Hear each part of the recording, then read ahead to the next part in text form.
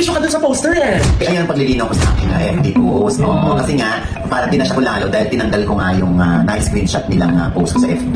Teka lang muna, ano ba muna yung comment mo doon sa Oo. picture para doon sa mga hindi nakakita kasi nga dinelete mo na. Oh, hindi delete ko kasi andun yung picture ni Maris. Okay. Tapos, Group picture. Okay. May Maris, walang Anthony Jennings, kaya ka na-comment. At ito yung sabi mo. Kung ako ang masusunod, ang gagawin ko, i-re-retake ko ang picture ni Anthony Jennings. Total, andyan si Maris. Parang produkto ng Snail White at Bell Medical Group kay Maris. Walang iwanan. Parang tatay sa anak.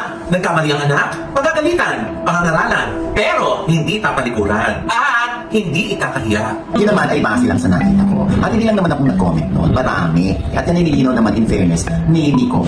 Ang sabi nga ni Nico, IOG saw this and would like to take this head on.